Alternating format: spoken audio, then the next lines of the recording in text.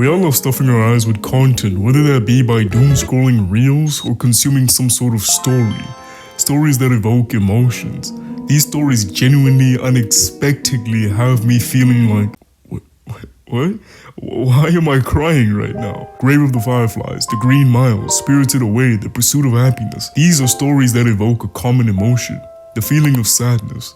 It doesn't matter whether if you read a book, a novel, watched a movie, a TV show, or even a damn anime. There's probably something you've seen that low-key made you shed a tear. As much of an absolute thug I am, I have to admit, I've shed a couple of tears to some of the most heartbreaking and ridiculous pieces of fiction, and I would just like to share a couple of them and share how much of an emotional dude I am, because I'm just a chill guy after all.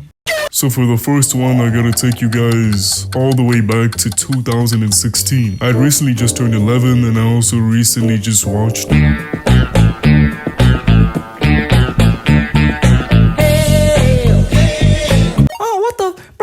You were gonna talk about The Green Mile. I thought you were gonna talk about. I cried to it, so I think it falls under the ridiculous sad stories. So anyways, my aunt had a laptop that had like 100 movies on it, and one of them was Guardians of the Galaxy. Now, this movie didn't make me cry on the first watch. After watching it for about like 3 times, it made me cry. Something about the third time watching it felt different. I remember the day like it was yesterday.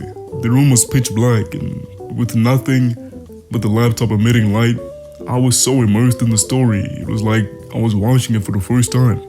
But why did I cry? It was the characters. In this story, we follow a ragtag group of people that consist of a talking tree, a raccoon, Peter Quill, Batista, and Gamora. Look at that green skin. Some were in this team for money, some were in it for vengeance, and some were in it for honor. So these people should clearly not work well together, but they pull through. Not out of their own selfish ambitions, but out of empathy for those who can't protect themselves. Moments like when Groot covers the only friends he has in the entire galaxy, with every root that makes up his body. Rocket understands he may lose his best friend, but Groot comforts him with the few words he knows. We are Groot. There's no translation for the words he says, but here I would like to imagine him saying that he loves them.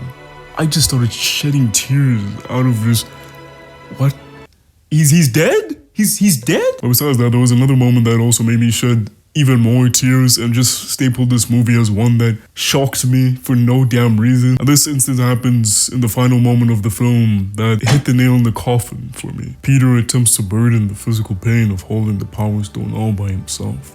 But Gamora calls out for him to take her hand. The same words his mother-in-law spoke to her. Memories flash of her on her deathbed in a critical state, pleading Peter to comfort her. But however, this time, Peter confronts his mother and reaches out. Gamora takes his hand as they share this burden, and so does the rest of the team. It's a really emotional moment that shows how much they've grown out of their shells. It's just so beautiful, man. These moments don't weigh the story down. It's filled with humor and quirky jokes and really well-written chemistry. It always seems to uplift you, bring you down, and then up again. It's an actual roller coaster. Okay, now I'm glazing. But no, the movie is just a genuine roller coaster of emotions. And so was the recent one that came out, but it wasn't as emotional for me as the first one.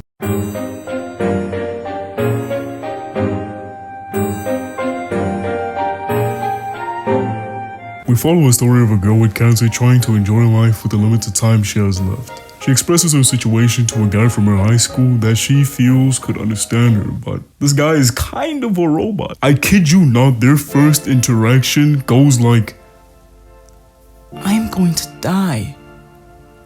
That is unfortunate. His nonchalant character amuses her, and from there, their relationship slowly sprouts with each interaction they have. A guy who could care less is the canvas the viewer places themselves on. And now because of this, the viewer feels the development in their relationship. Little by little, you start to care. You start thinking, maybe they can have a happy ending. Maybe they can avoid the hand of death a little bit longer. These hopes are shattered Death comes in the most unexpected moments. A sudden pain in your chest grows as the heartache of the characters you spent so much time with becomes your heartache. This story is emotional, but not sad. It made me aware of something I usually take for granted. Time. I only have so much of it. I should spend it with the people that care about me, and not really live like every day is my last. Taking life at my own pace. That suits me. Not getting my head caught up in my own expiry date. It's a great story with a great lesson of time. Made me cry like a little.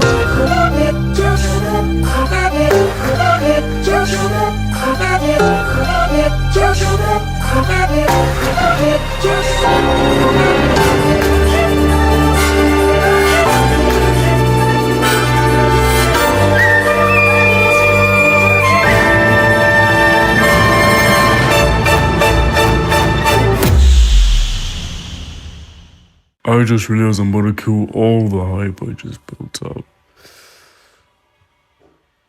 So anyways, Miyazaki is known for directing beautiful coming-of-age stories that convey real characters in fantasy worlds. These stories are supposed to make you feel nostalgic, comfortable, and curious. Notice how I said they're supposed to. Instead, I found myself shedding tears to a story of a dependent girl maturing into a capable young person. Chihiro's a young girl that finds herself stranded in a strange new world with her parents. But when her hungry-ass parents see some grubs, her dad is like, "Don't mind if I do." Chihiro has a bad feeling about this. She tells her dad to stand up and have his Rosa Parks moment. Stand up, I guess. Like he should have stood up as soon as he saw that nobody was in the proximity of that food. She already tried to warn her parents about the damn place like 4 times already. They didn't listen. Her parents continued devouring the plates of food, which each and every bite they took, the more overindulgent they became. You ever heard of that saying, you are what you eat? Well, their parents turn into pigs, and it's up to Chihiro to find a way to turn them back to normal. We get introduced to the nature of this world, its characters, and their genuine emotions. The moment that oddly felt real, and the most emotional for me, was when Haku shows Chihiro where her parents were. As she sees them in their miserable state, she vows to save them no matter what. Haku then offers her a rice ball to comfort her. As she begins eating the food, bite after bite, the emotions she's been overwhelmed with explode out in tears. This was confrontation with her reality and realization of how unfair life can be. I genuinely felt sympathetic and could understand how unexpected responsibilities can force a person to mature in a short amount of time. The way the scene was directed says so little and so much at the same time. It genuinely shows how brilliant Hayao Miyazaki is as a director. I even got emotional while rewatching this scene for the video. It is quite literally chef's kiss. Okay, before I talk any further, I know. 2 animes in a row? What are you gonna talk about next? Naruto? You just cry in the cartoons? And to everyone who might not be into it, this all might seem really weird. I even think so too. Finding a show to make a thug like me cry isn't common. I also don't sit there overanalyzing shows and movies like, yeah, yes, this is all the sniffies, whiffies, but shoot a car. I'm not a crybaby either. I just feel like stories get that S rank approval whenever it gets me to feel something special. So now that yap is out of the way, this segment was kind of fun to make because I had to research why people may resonate with fictional media. And no. I didn't ask ChatGPT, nor did I Google it. And I'm not gonna sit here and talk about stories that I haven't seen. So I'm gonna let my friends describe it with their voices and give their 2 cents. Right. Ladies and gentlemen, I have this guy and the other guy. Say hi, this guy. Yo, who's this guy? Nah, I'm this guy. You're the other guy. You're supposed to be the other guy, bro. Am I the other? Nah, my story is dope, man. Crybaby. That is just so sad, man. The way that they Miki, the main girl character is crazy. Did they do it bad? Like, what you mean? I was in tears for like 2 weeks. I had to watch Studio Ghibli just to fix my soul. My soul was shattered. Just watch it on a random day.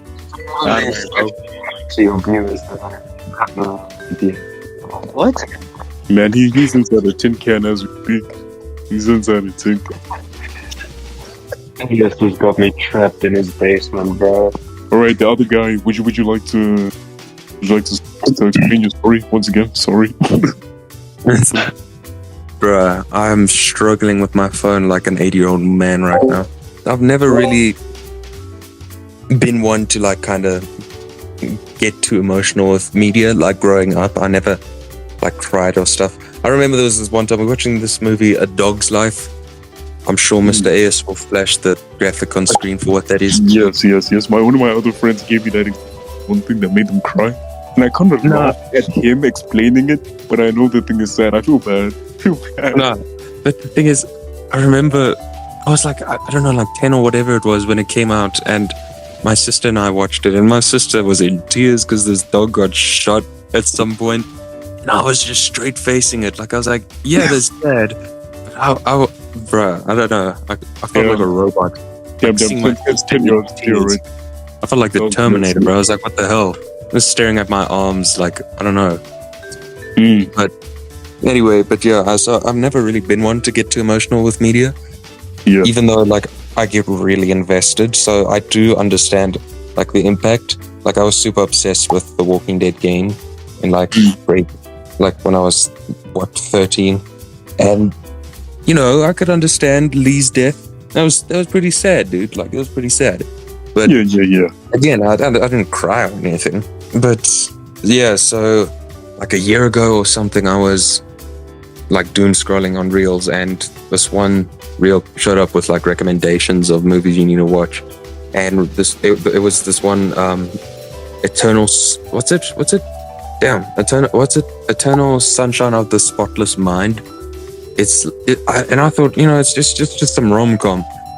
But yeah, so I kept it in this movie recommendation folder that I had, and you know, time went by, and then earlier this year I finally got around to watching it, and like I was expecting just this normal rom-com, but like it ended up having this whole sci-fi element to it, because I mean, this Jim Carrey was in it. That should have been the first giveaway, right? And like but yeah, so it's this whole thing is like, you know, it's the movie starts, couple falls in love, typical stuff, and then the relationship doesn't work out, and Jim Carrey's character has to like find a way. He finds this person who says he's going to sorry.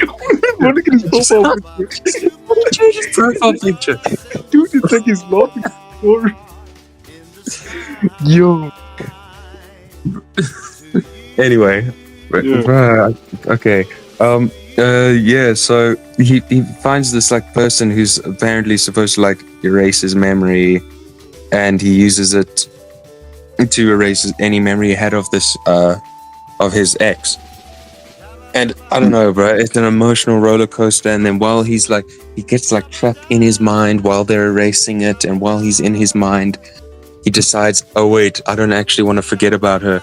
And he gets so close to getting out, but the people who are trying to make him forget about her see him trying to escape and see it as like a glitch, quote unquote, and are like actively fighting against it to make sure he forgets, because that's what he paid for.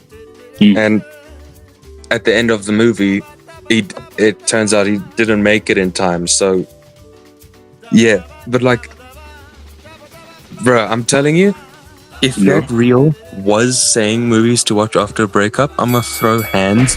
Because like coming out of a breakup and watching that movie had me traumatized, dude. Like I swear, I was damn near on tears thinking about it. It was like the worst possible movie for me to watch, but at the same time, as like someone who wants to do writing as like part of a career, like it was super inspiring. So at the same, like the one side of me was like, damn, this shit's so good. I need to learn, like take away some lessons from this. But at the same time, I was like super engaged, trying not to actually like burst out in tears. Like, but yeah, I mean, that's the only movie that really comes to mind. I know there are others that have gotten me close, but clearly to put it bluntly, if I can't remember them, then they're irrelevant.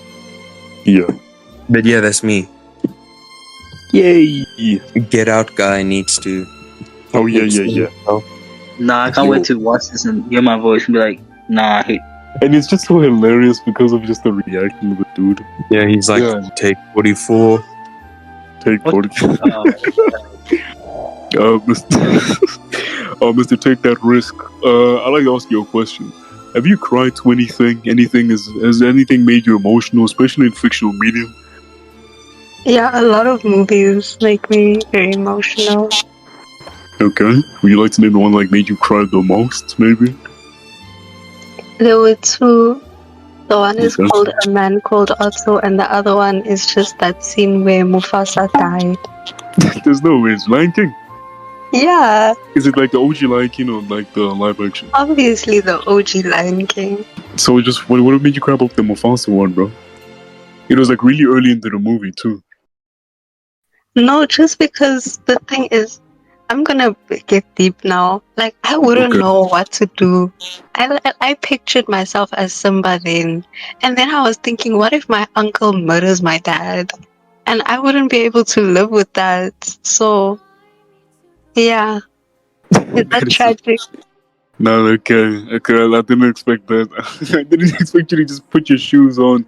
It's like, yeah, I'm gonna pretend I'm that character now. No, but what could because I watched it at such a young age. And every time I rewatch the movie, I just think back to that time. Damn. And then the man named Otto. Would you like to just explain the plot a little bit?